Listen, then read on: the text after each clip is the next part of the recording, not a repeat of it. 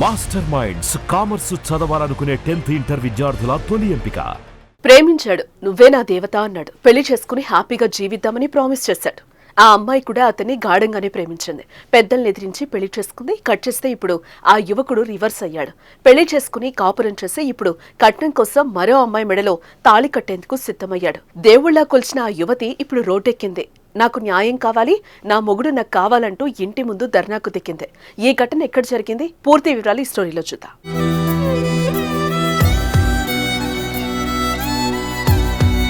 Software ఉద్యోగిగా పనిచేస్తున్న శ్రీధర్ కుమార్ అనే వ్యక్తి తన భార్య స్రవంతిని కొంతకాలం క్రితం ప్రేమించి పెళ్లి చేసుకున్నాడు.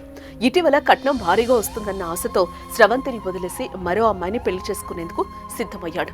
విషయం తెలిసిన భార్య స్రవంతి తన తల్లితో కలిసి భర్త ఇంటి ముందు ప్లకార్డు పట్టుకుని పోరాటం చేస్తోంది.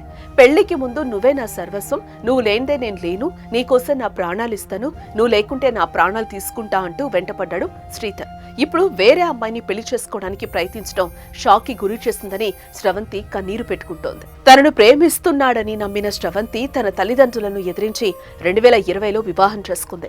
పెళ్లైన 4 నెలలకే శ్రీధర్ రంగు బయటపడింది. స్రవంతిని మానసికంగా, శారీరకంగా హింసలకు గురి చేస్తూ వచ్చాడు. పిల్లలు పుట్టకుండా టాబ్లెట్స్ వాడమని బలవంతం చేశాడు.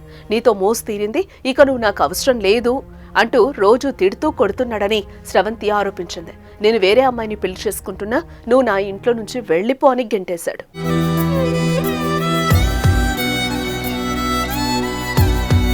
భర్త చేసిన మోసం తల్లిదండ్రులకు చెప్పుకుని కన్నీరు మున్నీరైంది స్రవంతి. తన బిడ్డకు జరిగిన అన్యాయంపై న్యాయ పోరాటం చేసేందుకు తల్లి ముందుకొచ్చింది. శ్రీధర్ కుమార్ ఇంటి ముందు స్రవంతి మౌనదీక్ష ప్రారంభించింది. ఇందుకు తల్లి సహకారం అందిస్తోంది. నాకు నా భర్త కావాలి, నాకు న్యాయం జరిగేంత వరకు ఇక్కడి నుంచి కదిలేది లేదని భీష్మించు కూర్చుంది స్రవంతి.